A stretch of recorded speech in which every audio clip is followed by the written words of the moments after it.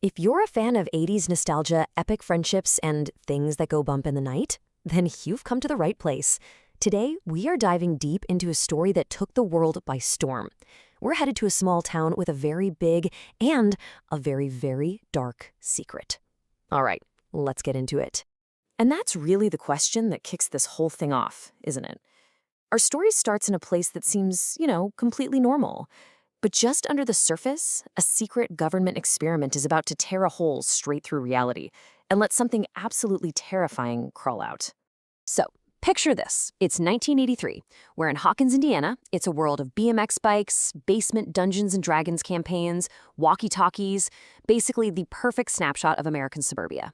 But what if there was another version of this town? A dark, cold, twisted reflection, just waiting for a chance to break through. Okay, so Chapter 1. It all starts with one single event. A boy goes missing, and that one disappearance is going to unravel every secret in town and change a small group of friends' lives forever. It begins like pretty much any other night, a marathon 10-hour D&D campaign in Mike Wheeler's basement. But on the short bike ride home, Will Byers just vanishes into thin air. Now, while the adults are searching the woods for a lost kid, his best friends, Mike, Dustin, and Lucas, they know this is something different. So they start their own investigation, and their D&D skills are about to become surprisingly useful. And what they find, man, it just blows the lid right off of Hawkins. They stumble upon a girl with a shaved head named 11, who has these incredible telekinetic powers and just escaped from the super shady Hawkins National Laboratory. At the same time, Will's mom, Joyce, is going frantic, swearing she can hear his voice through the lights in her house. And stalking all of them, a horrifying creature from another dimension, a monster they name the Demogorgon. With 11's help, they learn the terrifying truth. Will isn't just missing, he's trapped in the Upside Down, a decaying, toxic, terrifying echo of our own world. It's a realm of monsters, it's the Demogorgon's home turf. And the gateway to this nightmare dimension? Yeah, it was ripped open by that secret lab on the edge of town. The whole mission, the whole quest, is built on this one simple but powerful promise they make to their new friend, 11. Friends don't lie. And this one little phrase, it becomes everything. It's their code. Against impossible, terrifying odds, their loyalty to each other is their greatest weapon. So, against all odds, they do it. They save Will, and 11 uses every ounce of her power to seal the gate. It feels like this epic final victory. But here's the thing. They only closed a door. They didn't deal with what was on the other side. Rescuing Will wasn't the end of the fight, because the threat from the Upside Down is about to evolve. A year later, Will is back, but he is not okay. The doctors think it's PTSD from his trauma, but it's so much worse. He keeps having these episodes, these flashes of the Upside Down where he sees a new monster, a colossal, spider-like shadow creature looming over Hawkins. This isn't just a lone hunter anymore. This is something much, much bigger. Naturally, they turn to their D&D handbook and they name this thing the Mind Flayer. And it is not a predator like the Demogorgon was. No, the Mind Flayer is more like a psychic virus. It's this vast, ancient consciousness that controls everything in the Upside Down like a hive mind. And its goal isn't just to hunt. Its goal is to invade, to spread, and to conquer our world. And the Mind Flayer's first move is to infect and possess Will Byers, turning their friend into its spy here on Earth. And this puts them in an absolutely impossible situation. How do you fight this monster and its growing army of demo dogs when the key to its plan is inside your best friend? How do you kill the monster without killing Will? Somehow, they succeed again, but the Upside Down just does not quit.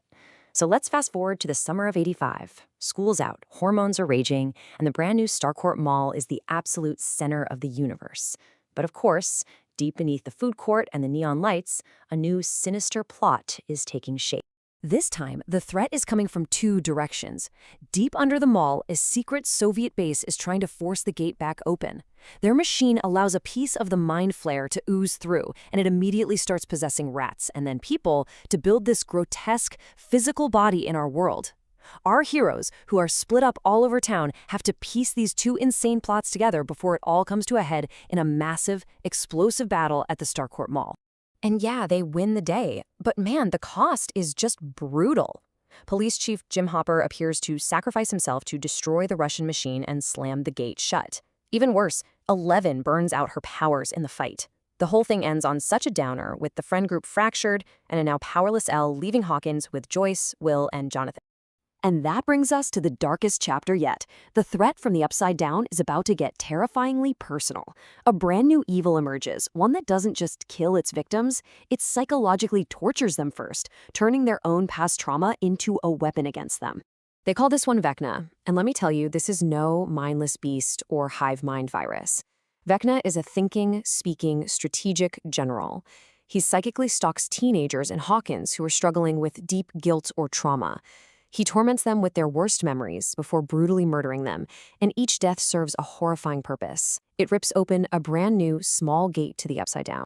And it all comes down to one single number: 4. 4 kills, 4 gates. Vecna has a plan, and he believes that once he gets his 4th victim, the barrier between our worlds won't just crack. It will shatter completely, unleashing the full horror of the Upside Down on Hawkins and then the world.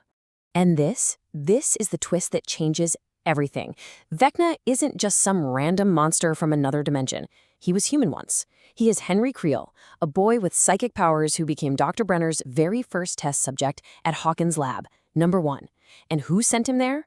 A young 11, in a desperate psychic battle years ago, banished him to the Upside Down, where he was twisted and transformed into the monster he is today. So you see how the threat has leveled up, right? It all started with a lone hunter, the Demogorgon. Then it evolved into an invading virus, the Mind Flayer. But it turns out they were just pawns. Now our heroes are finally facing the sentient general who's been pulling the strings the entire time. Vecna, a monster with a very personal grudge against 11 and the world she saved.